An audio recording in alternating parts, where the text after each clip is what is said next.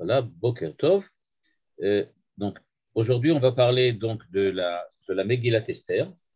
Et euh, en fait, ce que je voudrais montrer, c'est qu'il y a quelque chose de particulier dans la Megillah auquel on fait rarement attention parce qu'on est vraiment habitué à lire, à lire la Megillah 2 fois par an.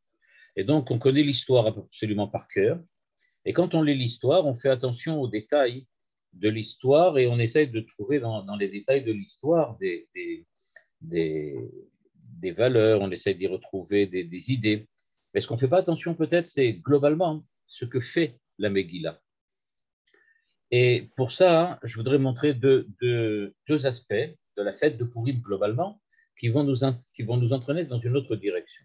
Premièrement, du point de vue de la Géoula, c'est-à-dire du point de vue de la, pas de la rédemption, mais du fait qu'on a été sauvé par Dieu, il faut remarquer que du point de vue de ce sauvetage, on va dire comme ça, de Dieu en Perse, bah, franchement, c'est pas vraiment la plus grande joie ou la plus grande sauvetage que Dieu ait accompli dans l'histoire pour Israël.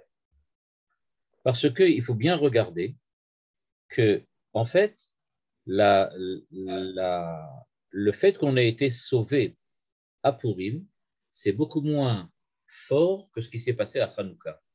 Au niveau de Hanouka, il n'y a absolument aucun doute, c'est que ce qui s'est passé à Hanouka a influencé l'histoire d'Israël pendant presque près de 200 ans. C'est-à-dire, les enfants d'Israël ont été sauvés, ils ont pu fonder un empire, c'est-à-dire en tout cas un pays indépendant, avec à leur tête un roi qui était tiré des Hashmonaïm de Hanouka. Et donc, on peut dire que ce qui s'est passé à Hanouka a véritablement enclenché un processus de libération d'Israël durant près de 200 ans, qui était le temps de la dynastie des Hashmonaïm. Par contre, quand on regarde Purim, qu'est-ce qui s'est passé globalement? C'est-à-dire, si on regardait ça dans le cadre du cours d'histoire au lycée, eh bien, on raconterait absolument rien. C'est-à-dire qu'il faut savoir, ça n'a eu aucune influence sur quoi que ce soit. Le fait que les enfants d'Israël ont été sauvés en Perse avec l'histoire de Haman, ça n'a absolument rien fait de plus. Il faut encore rajouter que non seulement du point de vue historique, ça n'a eu aucune influence aux presses, en tout cas, on ne voit pas d'influence historique. Il existe encore un deuxième point important. La Gemara nous dit qu'à Hanouka, on dit Hallel, c'est-à-dire qu'on donne des louanges à Dieu parce que Dieu nous a sauvés, parce que Dieu nous a véritablement permis de survivre à une épreuve extrêmement difficile. Par contre, à Purim, on ne dit pas du tout Hallel. Alors on peut se dire, d'accord, bon, c'est juste une prière, mais c'est symptomatique.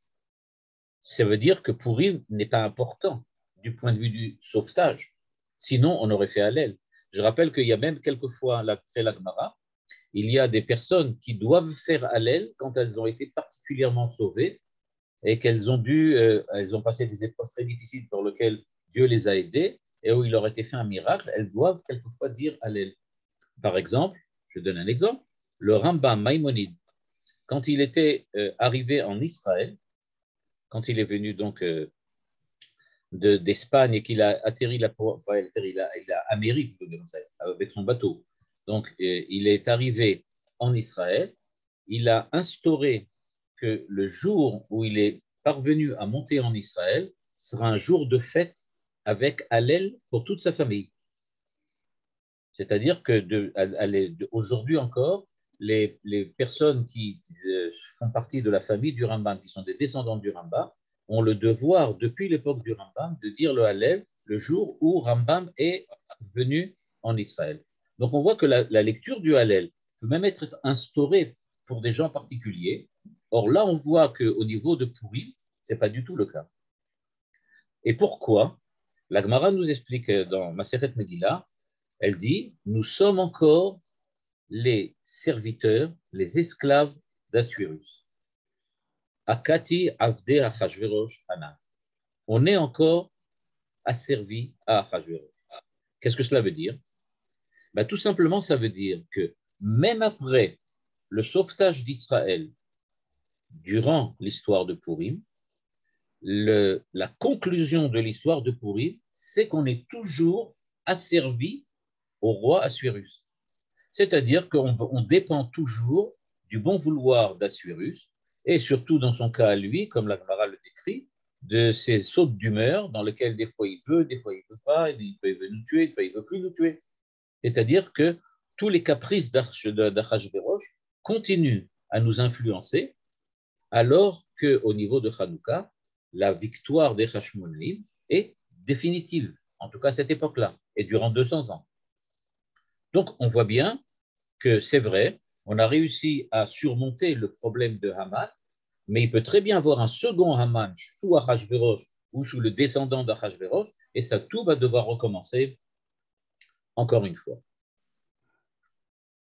À la suite de cela, on voit bien que Purim est d'un niveau inférieur du point de vue du sauvetage que Hanouka.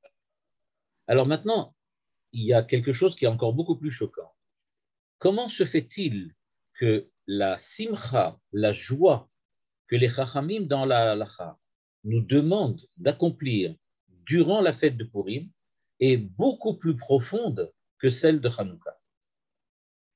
C'est-à-dire, au niveau de Hanouka, on nous demande d'allumer les bougies, c'est vrai, de se rencontrer, de faire quelque chose. Okay? Il y a des minagim, mais il n'y a pas du tout les halachot de simcha, de joie qu'il y a à Purim. Par exemple, on ne nous demande pas de donner des cadeaux les uns les autres. On ne demande pas de faire tzedaka. On ne demande pas de boire ou de faire une grande seuda. Ce n'est pas du tout le même style de joie, on peut dire comme ça, de célébration.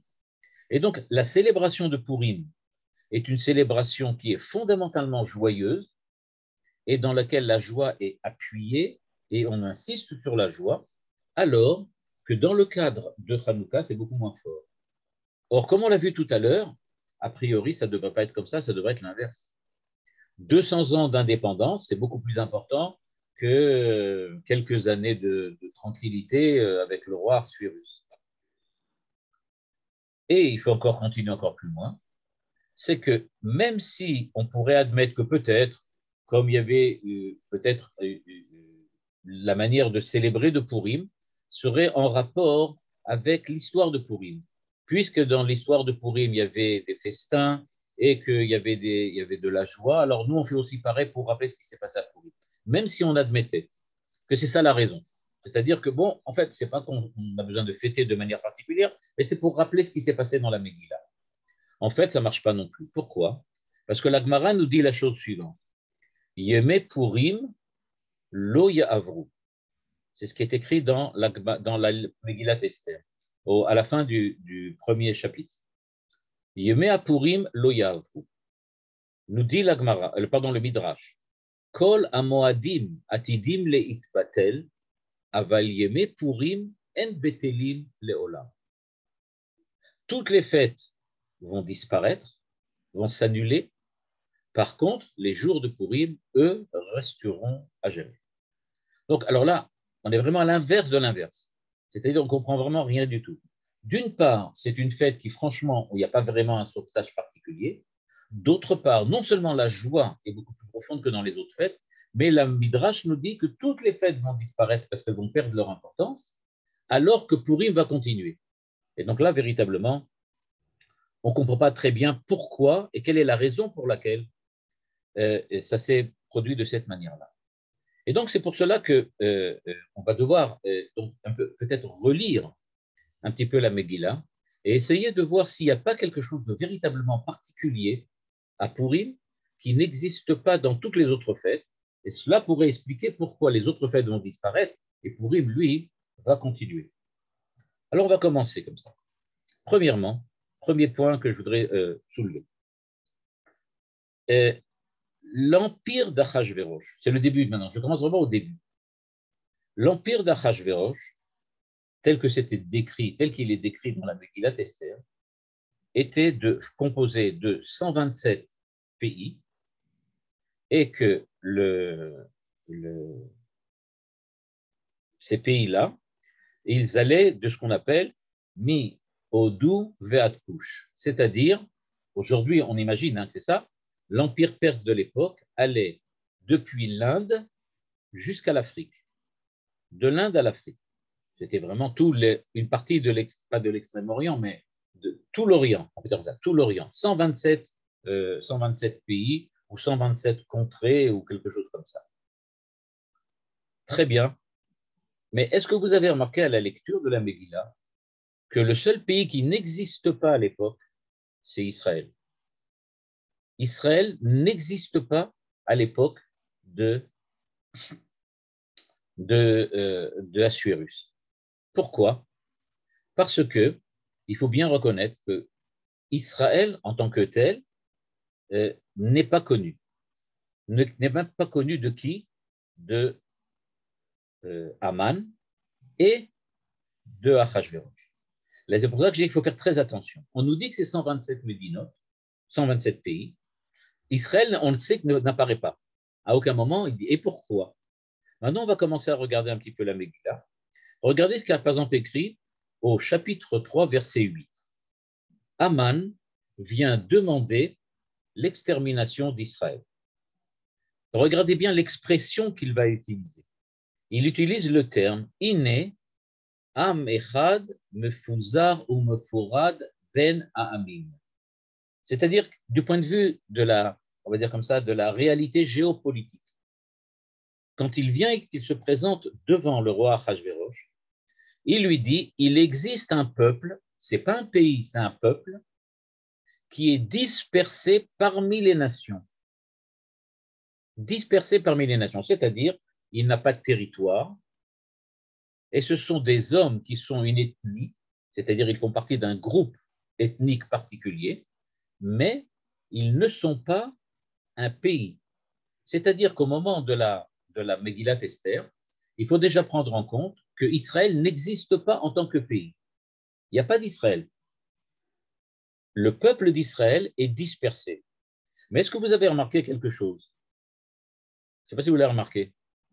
Est-ce qu'il utilise le mot Israël, Aman? Pas du tout. Israël n'existe pas on va dire comme ça, dans le langage de Haman. Et pourquoi Israël n'existe pas? Parce qu'Israël n'existe pas du tout. Il parle d'un peuple dont il ne connaît pas le nom, et ce peuple-là, dit-il, est dispersé parmi les nations et ils n'accomplissent pas ou ils ne respectent pas les lois du régime central. Et donc, de la manière dont il en parle, il dit c'est un peuple différent des autres pays qu'il y a. C'est pas un pays, ils n'ont pas de territoire, ils n'accomplissent pas, mais il n'a pas de nom. Il aurait dû dire en fin de compte, Iné, Am Israël, Mefuzar ou Mefurat Ben Hamim. C'est ça ce qu'on aurait dû attendre a priori. C'est qu'ils disent que le Ham Israël est là et qu'il s'attaque à Israël. Mais il ne s'attaque pas à Israël. Il s'attaque au peuple de qui?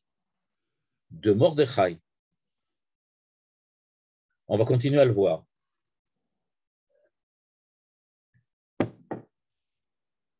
Regardez maintenant ce qui se passe toujours. On est dans le chapitre 3, donc. On est dans le chapitre 3, verset 8.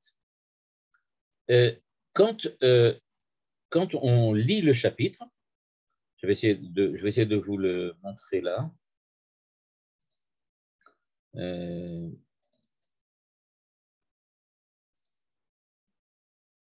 Je cherche, voilà. Et voilà le chapitre 3, je vais essayer de vous le montrer quand même. Voilà, je m'excuse.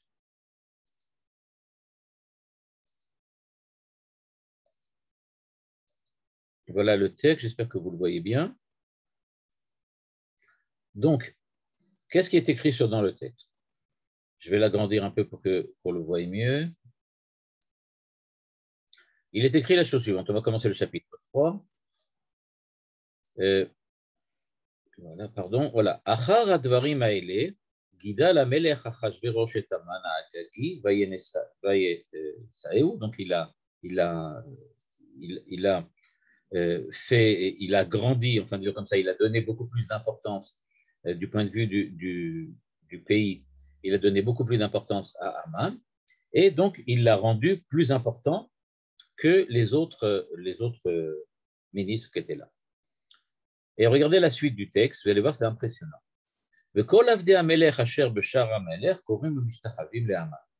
On est d'accord.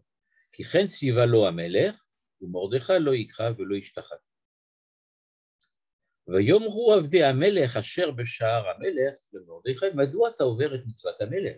Pourquoi tu ne te prosternes pas? Et regardez bien maintenant la phrase.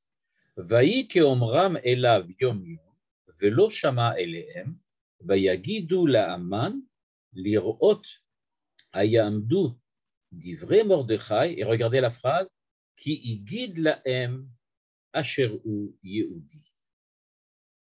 C'est-à-dire, quand on regarde cette phrase, qu'est-ce que ça veut dire? Que personne ne savait que Mordechai était Yehudi. Personne ne le savait. Aman ne le savait pas. Le roi ne le savait pas. C'est ce qui est écrit. Vayar Aman qui en Mordechai Korea mishtachavelo. Ils s'en étaient même pas rendus compte. Mais maintenant qu'on lui a dit qu'il y a de là-bas un juif qui fait des problèmes, il regarde et il remarque effectivement que c'est comme ça. ויבז בעיניו לשלוח יד במרדכי לבדו, כי הגידו לו את עם מרדכי, ויבקש המן להשמיד את כל היהודים אשר במלכות אחשוורוש מרדכי. Le texte est très clair. Le problème a commencé par une antinomie entre Aman personnellement, et Mordechai personnellement. C'est après qu'on lui ait dit qu'il y ait quelque chose qui s'appelle Yehudi, qui est un peuple qui s'appelle les Juifs, et que Mordechai en fait partie, qui décide de faire de sanctionner tous les pays, on va dire tout le peuple, bien que a priori ce n'est pas véritablement ce qu'il avait l'intention de faire au départ.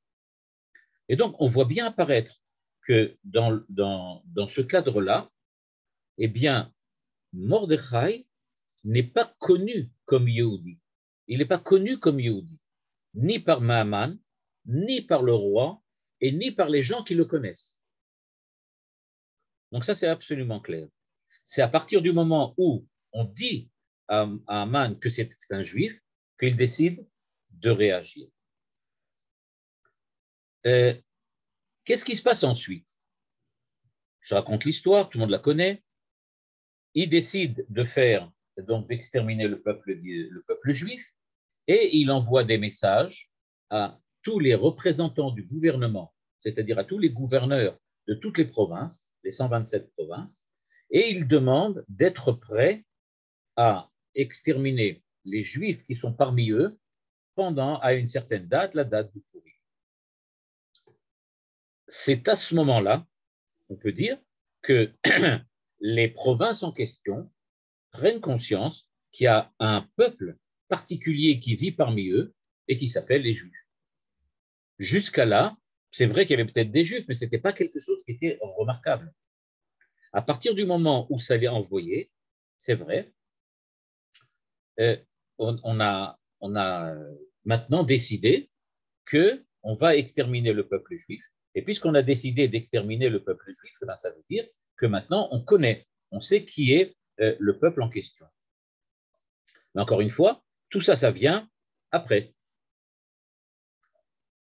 Ce qui s'est passé, donc, c'est que les gens qui habitaient là-bas à Shushan, et qui étaient donc ceux qui étaient proches de Mordechai, ne savaient pas qu'il était juif. Ils l'ont découvert petit à petit. Et c'est eux qui ont donc transmis ça, et c'est ça qui a provoqué toute la catastrophe qui va intervenir par la suite. Vous remarquerez que les gens en question disent à Mordechai, regarde, il ne veut pas se prosterner devant toi. Mais ils utilisent une terminologie un petit peu particulière.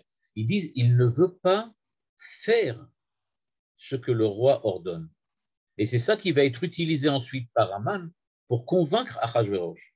C'est-à-dire que le problème, ce qui s'est passé, c'est que Aman a un problème, on va dire comme ça, de vexation particulière, parce que Mordechai ne veut pas se prosterner devant lui comme le roi le demande. Et ce qu'il fait quand il présente ça au roi, c'est qu'il dit au roi, regarde, il ne veut pas faire ce que toi tu ordonnes, comme si ce n'était pas lui, mais comme s'il venait défendre le roi. Et donc, il s'agit d'une révolte de quelqu'un de particulier contre le roi. Et maintenant, il va rajouter là-dessus, bon, bah, puisque c'est comme ça, on ne va pas seulement tuer ce bonhomme, mais on va aussi tuer tout son peuple. Parce que voilà, c'est un peuple qui, de toutes les façons, eux aussi, sont révoltés. C'est-à-dire que l'argumentaire de Haman est le suivant. J'ai un problème particulier avec Mordechai. Mordechai se révèle être quelqu'un qui est un révolté. Ce révolté-là, il n'est que le signe d'une révolte générale et globale qui est la révolte des Juifs. Mais ni Mordechai, pardon, ni Haman, ni le roi n'avaient entendu parler des Juifs avant. C'était quelque chose qui n'existait pas. En tout cas, cette lecture est possible. OK. Maintenant, qu'est-ce qui se passe par la suite? Et vous allez voir que là aussi, c'est quelque chose d'exceptionnel. Tout le monde a lu la Megillah, encore une fois. Vous avez lu la fin de la Megillah. OK. Regardez maintenant dans le chapitre 8, tout à fait à la fin. Vous allez voir qu'il y a quelque chose dans le chapitre 8, je vais vous montrer. Dans le chapitre 8, à la fin, il y a quelque chose d'exceptionnel que là aussi on lit tous les ans, mais auquel on ne fait évidemment pas attention parce que ce n'est pas la chose la plus importante que de la Megillah, puisque c'est la fin. Voilà. Il y a écrit comme ça. On va commencer là. Elle a demandé, donc Esther demande comment je peux vivre, etc., etc., etc. Et donc il décide de sauver les Juifs. Vayomer Amelech Achashverosh, ligne ici, au verset 7. Le Malka Ubayud. Ine betaman natati le Esther, veoto talu ala etz, ala cherche alach yado bayoudim. Donc il dit voilà, il a voulu exterminer les Juifs, donc on a décidé de. Vatem kitvu ala Yehudim katov beinechem, beshem Amelech, vechitmu betabat Amelech, etc., etc. C'est-à-dire que même à ce moment-là, le roi, lui, a dit la chose suivante. Il a voulu tuer les Juifs de manière, on va dire comme ça, de manière anormale. Il aurait dû m'expliquer mieux, il aurait dû me dire quels étaient les tenants et les aboutissants de cette destruction. Il ne l'a pas fait, il est puni parce qu'il a véritablement remis en cause le pouvoir central, le pouvoir du roi. Donc il a remis l'hégémonie du roi en question. Maintenant, le problème des Juifs, ça n'intéresse pas du tout Achashverosh. Achashverosh, ça n'intéresse pas. Qu'est-ce qu'il dit? Mais faites ce que vous voulez avec eux. Vous voulez qu'ils meurent, qu'ils meurent. Vous voulez pas qu'ils meurent pas. Ça ne m'intéresse pas. Moi, mon problème, c'était la révolte de Haman contre moi personnellement. Il a remis en cause mon hégémonie. Pourquoi? Il est venu prendre ma femme dans ma maison. Il essaye de tuer ma femme, etc. Donc il dit, moi, c'est mon problème, c'est un problème personnel. Et là, encore une fois, on retrouve le même schéma qu'avec Haman. Le problème personnel qu'il y avait entre Haman et Mordechai est devenu un problème global, le problème d'Israël. Maintenant, c'est le contraire. Le problème de Haman et de Achashverosh a été résolu. Le problème global n'intéresse absolument pas le roi. Le roi, ça ne l'intéresse pas. Bon, on continue l'histoire et vous allez voir, ça devient encore plus étonnant. Et donc, il dit, faites ce que vous voulez. Et donc, qu'est-ce que fait Esther qu'est-ce que fait Esther? Esther dit, elle a dit, ils ont appelé donc Ikrou Sofrim, ils ont décidé de faire des nouveaux décrets pour sauver les Juifs et de leur dire que maintenant, ce sont les Juifs qui doivent se défendre contre ceux qui veulent les tuer. Et donc, Vayirtov Beshem Amelech Achashverosh, Vayartom Betam Amelech, on envoie tous les décrets, c'est-à-dire on envoie tous les ordres au gouverneur, et donc chacun le reçoit pour le recevoir. Pashtegen aktav leinatendad bekol medina, liot hayehudim atidim layom hazeh leinakem meroizehem. Eh bien oui, c'est-à-dire que maintenant on a découvert que les Juifs ont des ennemis. Ce n'est pas un problème seulement de truc, mais c'est que les Juifs ont des ennemis. Et là, je vais donner une explication qui est la mienne, vous n'êtes pas obligé d'accepter. Une explication un peu géopolitique. Et pourquoi le roi ne dit pas vous sauvez les Juifs? Pourquoi il dit à Esther, faites ce que vous voulez? À mon avis, la réponse elle est la suivante. Le roi ne veut pas prendre position dans la tension interne du pays qui existe entre les Juifs et les antisémites de l'époque. C'est-à-dire, lui, il dit, si vous prenez la décision, prenez-la. Moi, je ne prends pas de décision. Je reste neutre là-dedans. Faites ce que vous voulez, mais les autres, ils vont choisir Bechem Amelech. Mais a priori, lui, il ne veut pas prendre de décision, et eux, ils vont décider au nom du roi, ils vont dire non, on va te faire prendre une décision, tu vas sauver les Juifs. La Yodi Maïta Ora Vesimcha Vesason Vikar. Et quand on lit ça au Beta Knesset, tout le monde est content, tout le monde est joyeux. La Yodi Maïta Ora Vesimcha Vesason Vikar, on le chante, etc., etc. Mais on oublie que le chapitre se termine par le verset 17. Or, dans le verset 17, il y a écrit quelque chose de complètement aberrant. Bekol Medina ou Medina, Bekol Ir Ve'ir, Makom Asher Dvar Amelech Bedato, Magia, pardon, Simcha Vesason la Yehudim, Mishte Veyom Tov. Bon, ben là oui, d'accord, et alors? Ben oui, mais la fin du verset, la fin du chapitre. Verabim Miame Haaretz Mityahadim. On assiste à un véritable mouvement de conversion à l'époque, à savoir que les Amé Haaretz, c'est-à-dire les gens du pays, les habitants, c'est-à-dire pas les antisémites évidemment, pas ceux qui voulaient tuer les Juifs, mais les autres, décident de prendre parti pour Israël, pour les Juifs, à tel point qu'ils sont même prêts à devenir Juifs, c'est-à-dire à se convertir. Et donc maintenant on assiste à quelque chose dans lequel, qui est, je dis de ce point de vue-là, complètement aberrant. On est dans une époque donc où les Juifs sont pratiquement complètement inconnus. Les Juifs sont inconnus, ok, et alors, c'est pas grave, ça peut arriver. Mais ils sont sauvés et brusquement, on assiste à quelque chose qui n'a jamais existé dans l'histoire. C'est la première fois qu'on nous raconte qu'il y a une conversion populaire d'une population énorme au judaïsme. Véritablement, c'est ce qui se passe. Et donc, c'est quelque chose, bon, dans lequel il y a peut-être un problème de la halacha, hein. C'est-à-dire que est-ce qu'on a quelqu'un qui se convertit parce qu'il a peur? Est-ce que sa conversion est bonne ou pas? Donc, je ne sais pas. Mais en tout cas, on voit qu'il y a une très grande partie de la population de l'époque, peut-être, je dis peut-être pas la majorité, mais en tout cas une grande partie, qui brusquement, mitya hadim, Rachid sur le verset dit, mitya hadim, mitgairim. À Hanouka, ça n'a pas marché. À la sortie d'Égypte, ça a marché. Oui, à la sortie d'Égypte, il y a le Erev Rav. Il y a des gens qui se sont convertis. On a un renouveau de ce qui s'est passé à la sortie d'Égypte, du Erev Rav, maintenant à l'époque de Esther et de Mordechai.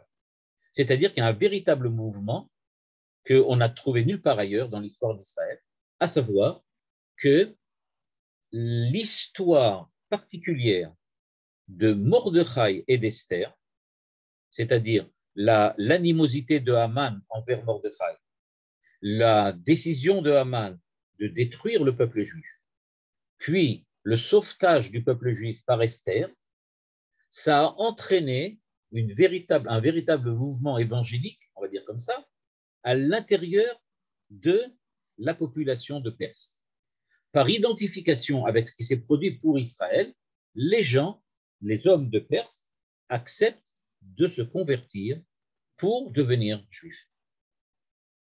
Quelque chose qui n'a jamais existé ailleurs et à aucune époque. Alors, pourquoi c'est arrivé comme ça? Qu'est-ce qui s'est passé? Pourquoi brusquement, quelque chose qui était un truc, une tension personnelle entre deux princes ou entre deux personnalités importantes de la cour de Achashverosh, est devenu brusquement une histoire on va dire comme ça, de conversion de masse. On parle Rabim Mivame Haaretz Mityahadim. C'est ce que dit la Megillah. Eh bien, je pense qu'on ne peut pas ne pas le relier à un autre mouvement de conversion qui est celui qui a été prophétisé par les prophètes à la fin des temps. C'est-à-dire, la Megillat Esther nous raconte, et c'est ce demi-petit verset, enfin ce tiers de verset qui nous le dit vraiment presque comme si ce n'était pas important, on est en train de nous raconter qu'on assiste à la réalisation des prophéties des prophètes qui annoncent qu'à la fin des temps, les peuples vont se convertir. C'est ça ce qu'on voit apparaître. Par exemple, si on regarde Zecharia, dans le prophète Zecharia, il écrit Venilvu goyim rabim el Hashem bayom ahu ve'ayuli le'am. C'est au chapitre 2, verset 14 de Zecharia. C'est-à-dire, qu'est-ce que dit Zecharia? À l'époque du Mashiach, quand le peuple juif redeviendra donc le peuple central, ça va être le temps de la Géoula et de la rédemption, Nilvu goyim rabim el Hashem, il y aura beaucoup de peuples qui vont accompagner, qui vont venir se raccrocher à Dieu en ce jour-là et qui vont devenir son peuple, les Ham. En tout cas, un peuple pour lui, son peuple. C'est-à-dire, en fait, la Megillah nous annonce, regardez, vous assistez à la réalisation de les prophéties des prophètes sur les temps messianiques. On est à une époque messianique. C'est ce qu'annonce la Megillah. Et donc, on comprend que, d'une part, on a l'impression qu'on assiste véritablement à une époque messianique. D'autre part, c'est suffisamment pas évident pour que ça n'apparaisse que dans un petit tiers de versets et que les Chachamim ont beaucoup hésité, comme nous le raconte la Gemara, à introduire la Megillat Esther dans le canon du Tanakh. Parce que on raconte là-bas que les Chachamim ont beaucoup hésité et que Esther est venue kitvuni le dorot, c'est-à-dire accepter de faire rentrer la Megillat Esther dans le canon juif, dans le canon du Tanakh, le canon hébraïque. Ça fait partie de l'héritage hébraïque. Et pourquoi ils ont hésité? Parce que est-ce vraiment une Géoula ou ce n'était pas une Géoula? Mais en tout cas, ça semble vraiment apparaître. Je rappelle un autre verset qui est dans Tehilim, par exemple, où il est écrit Yiskeru v'yashuvu el Hashem kol afse aretz. Au moment de la Géoula, Yizkeru v'yashuvu, ils vont se souvenir et ils vont revenir à Dieu, kol afse aretz, tous les pays du monde. Ve'ishtachavu lefanecha kol mishpechot hagoyim. Et tous vont se prosterner devant toi, ki l'Hashem amlucha, parce que la royauté appartient à Dieu, ou Moshel Bagoyim, et que maintenant il va dominer, il va être celui qui va diriger les peuples. Donc on voit bien apparaître dans Tehilim, dans Zecharia, que la Géoula, la rédemption, va être accompagnée par une espèce de conversion volontaire des peuples. Et c'est à cela que l'on assiste dans la Megillat Esther. Et donc, comme je vous l'ai dit tout à l'heure, c'est un détail auquel on ne fait pratiquement pas attention parce que bon, la Yudi Maïta Ora Simcha, c'est ça qui nous intéresse vraiment. Mais en fait, peut-être que ce n'est pas vraiment ça qui est important. Ce qui est véritablement important, le Rabbi Me'amaretz Mityahadim. Ça, c'est beaucoup plus important. Parce qu'a priori, on assiste à la réalisation des prophéties sur les temps messianiques. OK, premier point. Deuxième point, pour essayer de montrer maintenant que cette première idée, c'est-à-dire cette première manière de regarder la Megillah, et quand vous allez regarder la Megillah Esther de ce point de vue-là, vous allez comprendre brusquement beaucoup d'autres petits détails sur lesquels c'est pas clair. C'est que, par exemple, l'histoire que le roi donne ou pas la maison de Haman, ou pas on ne voit pas très bien quelle est l'importance de tous ces trucs-là. Maintenant, ce qu'on est en train d'assister, c'est qu'on est en train d'assister au fait que Esther et Mordechai deviennent les pivots du pouvoir centralisé encore d'Achashverosh. De ce point de vue-là, le fait qu'ils deviennent les deux personnes les plus importantes, ça aussi, ça semble souligner que maintenant, le roi Achashverosh va se comporter de telle manière qu'il va suivre les conseils d'Esther et de Mordechai. Et est-ce que ça aussi, ça ne serait pas quelque chose de la dimension messianique? Quand il y a un roi d'Égoïm qui domine 127 provinces et qui maintenant, c'est-à-dire tout l'Orient de l'époque, et qui maintenant va accepter que ça soit la Torah, Dieu, qui le conseille et le dirige dans son pouvoir. Est-ce qu'au fond, ce n'est pas ça qu'on appelle les temps messianiques? c'est-à-dire quand la Torah dirige les nations. Il ne s'agit pas de conquérir les nations par la force et les forcer à devenir juifs, mais il s'agit, et maintenant regardez ça de ce point de vue-là, de prendre place à l'intérieur de la gouverne, on va dire comme ça, des nations, et d'entraîner grâce à cela que les nations se convertissent volontairement.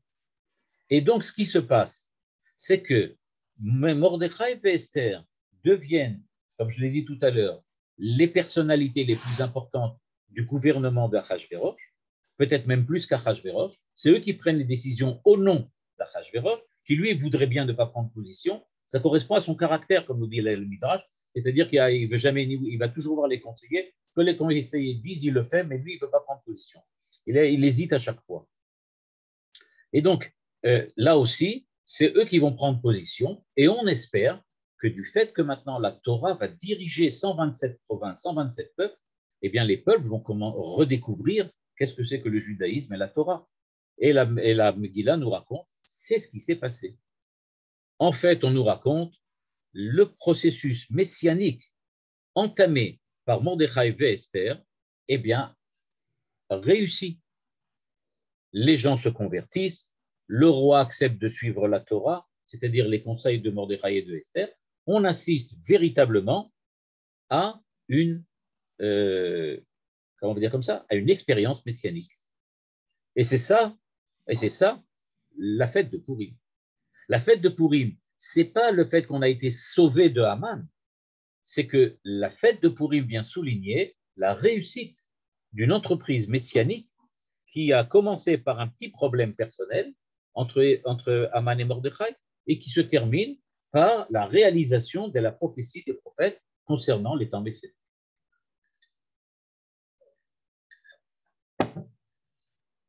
Vous entrevoyez déjà la réponse à toutes les questions que j'avais posées au début. Pourquoi Pourim ne va pas disparaître? Pourquoi on considère que Pourim est plus important que toutes les fêtes, etc., etc. Maintenant, on voit la dimension de Pourim est une dimension messianique. Et donc, au temps messianique, évidemment, Pourim ne va pas disparaître, puisque c'était une des réussites du temps messianique. Ah, ça n'a pas fini comme ça. En fin de compte, ça a disparu, c'est retombé, mais ça faisait partie de la réussite messianique. Et pour montrer qu'effectivement, pardon, on assiste bien à l'arrivée du Messie, sans Messie, ben, peut-être, là je vais ouvrir une toute petite parenthèse pour vous faire remarquer, la fin de la Megillah, on nous raconte que Mordechai est devenu quelqu'un de très important, Ratsouille le Rovechav, etc. Ratsouille le Rovechav.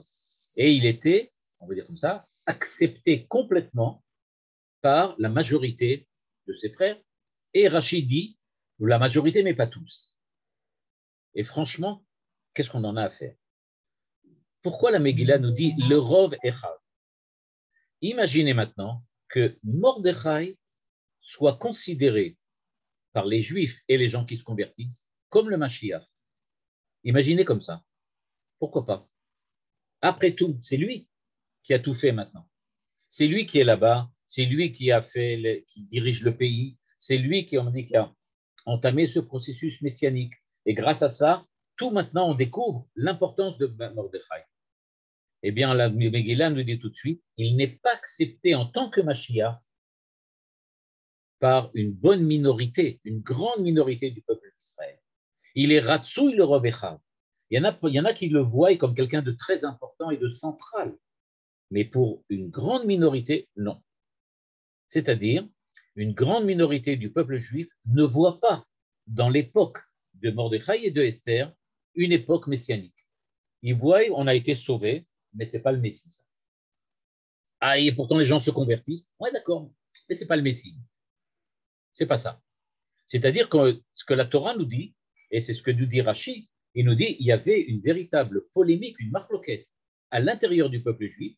Est-ce qu'on est arrivé à une époque messianique ou on n'est pas arrivé à une époque messianique? Pour une grande majorité, oui, mais pour une grande minorité, non. C'est-à-dire que c'était vraiment fort, à tel point que la Megillah nous dit, ben, faites attention, les gens ne sont pas d'accord. Il y a une grande minorité qui n'est pas d'accord sur on va dire comme ça, la messianité de Mordechai et de Esther, ou de l'époque de Mordechai et Esther. Je rappelle qu'aujourd'hui, on subit plus ou moins la même polémique. Est-ce que c'est l'époque messianique ou pas? Ben, il y a une majorité qui dit que oui, mais il y a une grande minorité qui dit que non. On n'est pas encore à l'époque messianique. Ben, c'est ce qui s'est passé à l'époque. C'est-à-dire qu'à l'époque de Mordechai et de Esther, donc ça, je vais refermer la parenthèse, donc on voit bien qu'il y a quelque chose qui fait que les gens considèrent cette époque comme messianique, mais pas tous. Et c'est pour cela que, en fin de compte, peut-être, ça n'a pas démarré. Pour essayer d'appuyer un petit peu cette idée-là, je voudrais vous montrer encore une autre chose d'importante dans la fête de Pourri. Quel jour les Mordechai et Esther ont institué Pourri? Eh bien, on va réfléchir et on va se dire, bah, c'est très facile, c'est écrit. Ils ont instauré la fête de Pourri le jour de la victoire sur les ennemis d'Israël. Bon, c'est ça. Okay. Le jour où ils vainquent les ennemis, on va dire comme ça, les partisans de Haman, les antisémites de l'époque, c'est à ce moment-là qu'on a fait la fête. Eh bien non. Quand on va lire le texte nous dit bien, ils n'ont pas fait ça le jour de la victoire. Le jour de la victoire n'a pas été instauré comme jour de Pourri.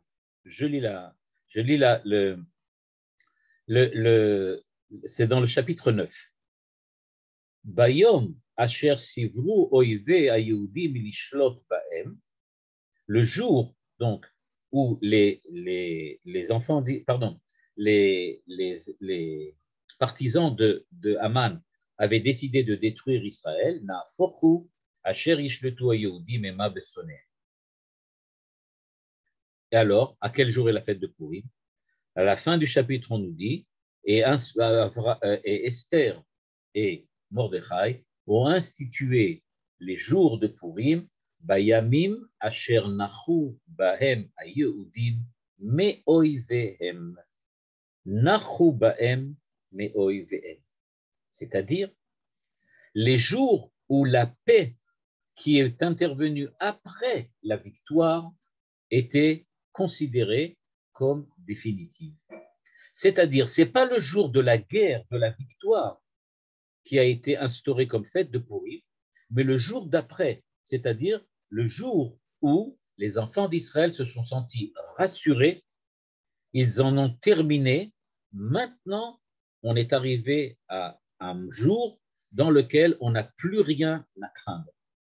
Regardez la différence que ça fait. Ce n'est pas le jour où les soldats sont rentrés à Jérusalem, ils ont conquis Jérusalem.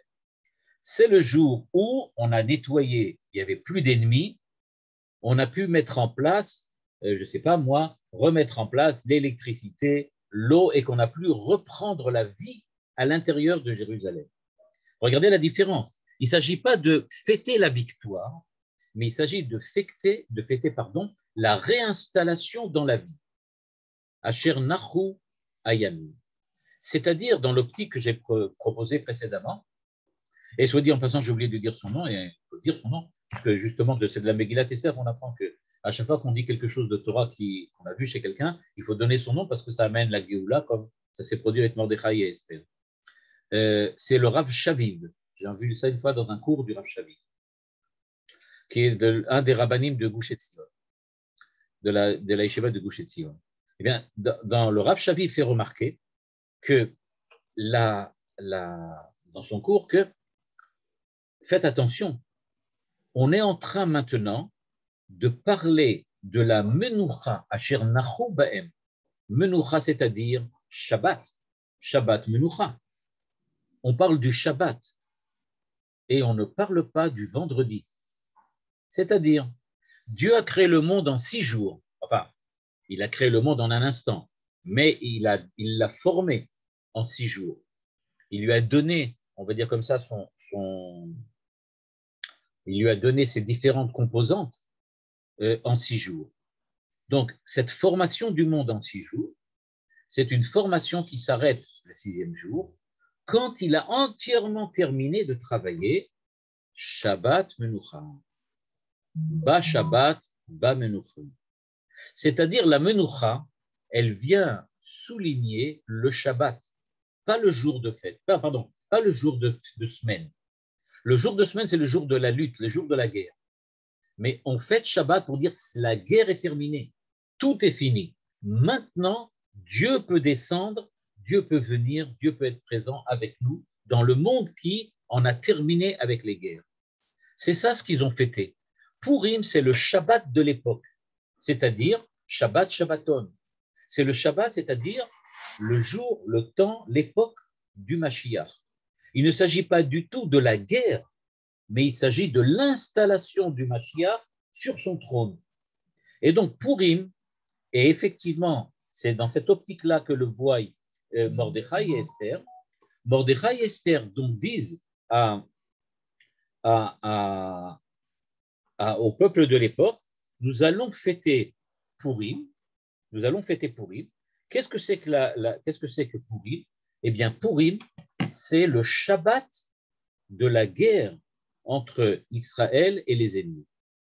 Une fois que la guerre est terminée, le Mashiach est arrivé, ça y est, il a combattu les autres nations, tout le monde s'est converti, et voilà. Il fête maintenant, pas la victoire, mais l'installation du Mashiach. En gros, qu'est-ce que c'est que le Purim? C'est le début de l'époque messianique. On fête le début, l'enclenchement de l'époque messianique. On en a terminé avec ce qu'il y avait avant. Maintenant, on commence. Et voilà, les gens se convertissent, et maintenant les gens reviennent au judaïsme, et on en a terminé avec la guerre. On s'occupe maintenant que des aspects religieux, et maintenant on va devoir véritablement commencer l'époque messianique. Si on avait encore un petit doute, on va regarder le Rambam. Le Rambam, quand il essaye de nous montrer qu'est-ce que c'est que les Yomot HaMashiach, qu'est-ce que c'est que l'époque messianique, regardez ce qu'il nous dit. C'est une époque durant laquelle, je lis le Rambam dans Ilchot Melachim, chapitre 12, Sheyiyu Yisrael Yoshvim Lavetach Im Rish'e Goyim. C'est-à-dire que les enfants d'Israël sont installés en toute sécurité, bien qu'autour d'eux, il y a encore des peuples de Rechaim, c'est-à-dire des gens qui sont mauvais. Veyachzeru kulam leda'at ha'emet. Et ces gens mauvais vont se convertir et revenir à da'at ha'emet, à la sagesse véridique, velo yigzelu, velo yishchetu, velo ela yochlu davar hamutar benachat im Israël. Et ils ne volent plus, et ils ne détruisent plus, et ils mangent que ce qui est permis, benachat, bemenucha, en repos, en tranquillité avec Israël. C'est-à-dire que le Marambam nous décrit que qu'est-ce que c'est que les Yomot HaMashiach? C'est quand le peuple d'Israël est en toute tranquillité parmi les Goïm qui sont en train maintenant d'entamer un processus de retour à Dieu petit à petit, sous la direction du peuple d'Israël et grâce à eux. Et donc, en fait, qu'est-ce que nous raconte la Megillat Esther? La Megillat Esther nous raconte que c'est ce qui s'est passé à l'époque. Ceux qui dirigent le pays, c'est Mordechai et Esther. On est arrivé à une époque de tranquillité, on a fini la guerre. Maintenant, les jours sont devenus des jours de paix. Les goïms ne sont pas encore des juifs, mais petit à petit, ils se convertissent. Ils commencent à comprendre et ils comprennent quelle est l'importance d'Israël et quelle est l'importance de la Torah. Et grâce à ça, ils reviennent à Dieu. Donc, la Megillat Esther a été donc instituée à quel moment? Au moment où le Mashiach s'installe. C'est ce qui se passe exactement dans la Megillah. On nous dit, on n'a pas choisi le jour de la victoire pour fêter la victoire, mais on fête l'installation du Mashiach, c'est-à-dire le début de l'époque messianique, tel que le décrit le Rambam. Il écrit encore par ailleurs que, en fait, à l'époque messianique, il n'y aura pas de miracle, il n'y aura rien du tout. Et simplement, ce qui va se passer, c'est que les goïms vont accepter la tutelle d'Israël et qu'ils vont revenir à Dieu et qu'ils auront le temps et le loisir, maintenant en toute tranquillité, de découvrir la Torah et la sagesse.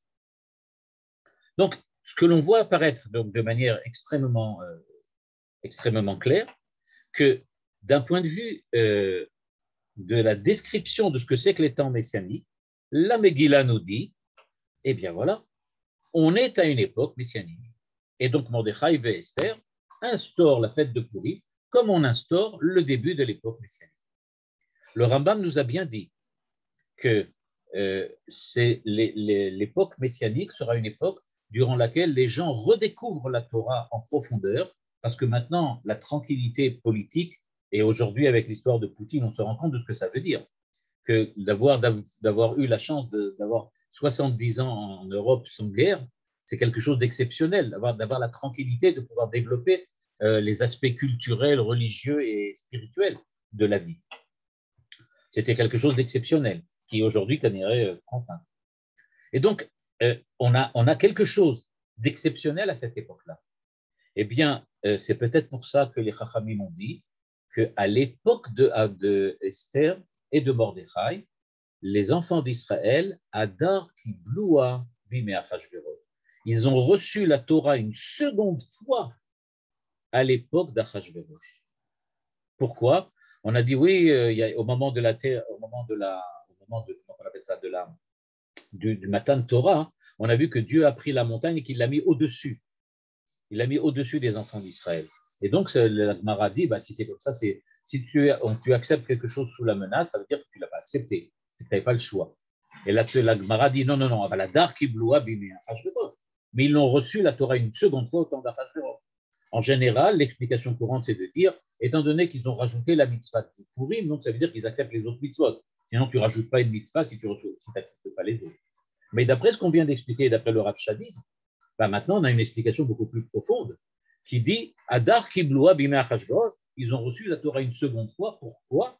Parce qu'à cette époque-là, on est arrivé à l'époque messianique et tous les gens maintenant ont compris que ce qui est la mission, qui est le devoir de chacun d'entre eux, c'est de revenir à la Torah, de revenir à Dieu et de recommencer ce qui s'est passé à l'époque de la Torah. Juste pour terminer, en fin de compte, ce qui s'est passé, c'est que les jours de Pourim, donc en fait, ont une dimension un peu double. D'une part, on remercie Dieu pour le miracle qui a été fait, c'est-à-dire le fait qu'on a été sauvé, et c'est-à-dire qu'on dit que les nations étaient en fait contre nous. Elles ont essayé de nous détruire.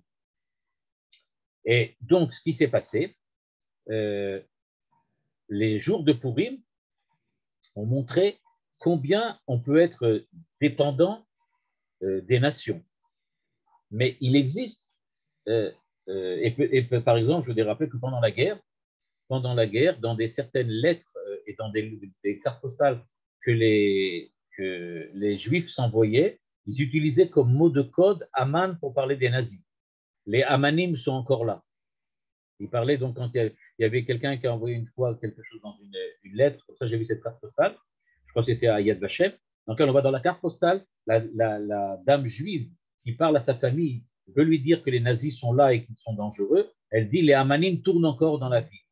Donc tout le monde voit donc dans Pourim la fête de la révolte d'Israël contre les Amanim. Donc c'est ça.